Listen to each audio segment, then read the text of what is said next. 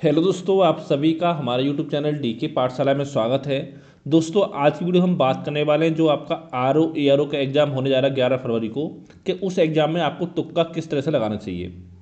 ठीक है, तो दोस्तों हम बात करेंगे यहाँ पर जीएस के पेपर की। जैसे दोस्तों पता हो, मैं पहले ही आपको बता चुका हूँ, देखिए आपको कोशिश करनी है कि आपके किसी तरह से 130 मार्क्स अगर आपके आ गए तो जो आपका प्री का एग्जाम है वो आपका क्लियर हो जाएगा। यहाँ पर दोस्तों आप हिंदी में 50+ ला सकते हो और जीएस में आपको 80+ का टारगेट लेकर चलना पड़ेगा कि आपके 80 नंबर आपके आए, जिससे कि जो आपका प्री एग्जाम है वो क्लियर हो जाए। तो दोस्तों कैसे आपका आएगा वो बताना चाहता हूँ मैं आपको। तो देखिए दोस्तों, सबसे पहले स्टेप में क्या करना है आपको, स्टेप 1 में जैसे कि आप पेपर सॉल्व करोगे तो 1 से लेकर के 140 तक सारे क्वेश्चन आपको सॉल्व करने हैं। ठीक है, बस देखना सारे क्वेश्चन कौन कौन से क्वेश्चन आपको आते हैं।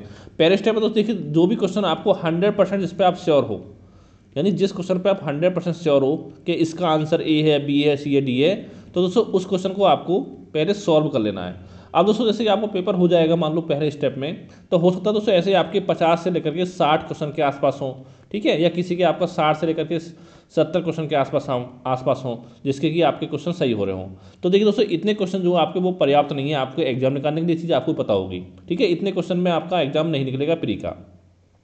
अब दोस्तों इसके बाद क्या काम करना है आपको, जब स्टेप 2 में आप आओगे तो स्टेप 2 में दोस्तों एक काम करना है, देखिए जहाँ भी देखिए जो क्वेश्चन आपने सॉल्व नहीं किए अभी तक, उसमें जहाँ भी आपको 2 ऑप्शन पर डाउट हो, ठीक है, 2 ऑप्शन में अगर आपको डाउट है तो दोस्तों वहाँ पर आपको एक ऑप्शन पर टिक लगा देना है।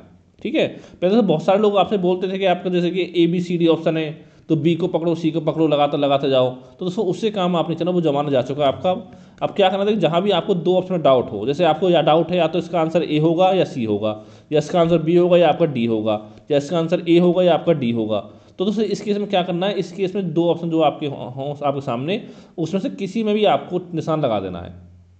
ठीक है, यानी अगर 2 ऑप्शन में आपको डाउट है तो उसमें से किसी भी ऑप्शन में आपको निशान लगा देना है।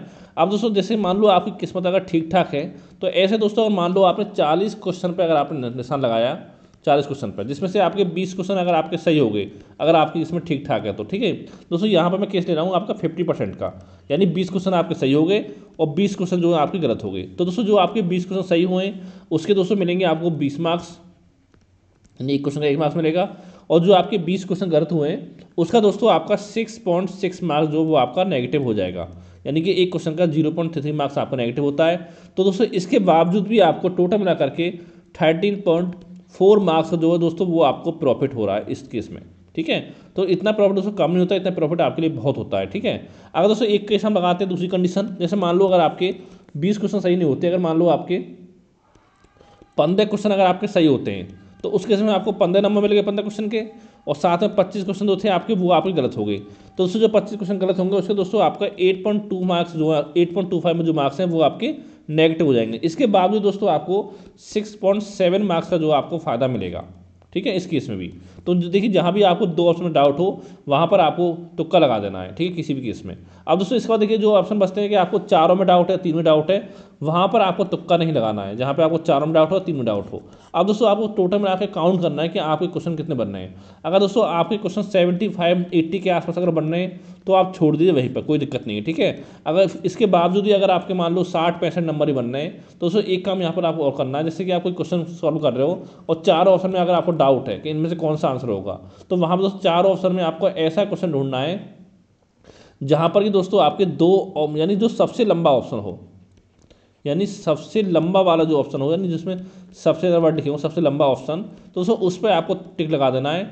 और दोस्तों ये टिक आपको तभी अपनानी है जब आपके मार्क्स जो 70 से कम बन रहे हैं आपके। ठीक है, अगर आपको 75-80 बन रहे हैं तो कोई दिक्कत नहीं, वहाँ पर आप छोड़ दीजिए, तो पेपर सॉल्व आपको हो गया है। अगर आपको लगता है कि आपके 60-55 बन रहे हैं तो उस केस में जो सबसे लंबा ऑप्शन है उसमें आपको टिक लगा देना है। ठीक है, ये रणनीति आपको अपनानी है। लेकिन दोस्तों देखिए आँख बंद करके आपको टिक नहीं लगाना है, हो सकता है देखिए थोड़ा बहुत पेपर आपका टफ हो।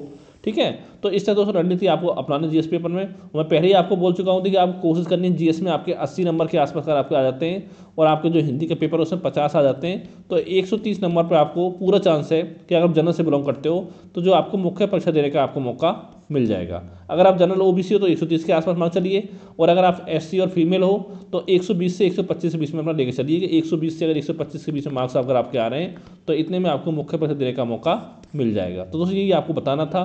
Thank you for watching.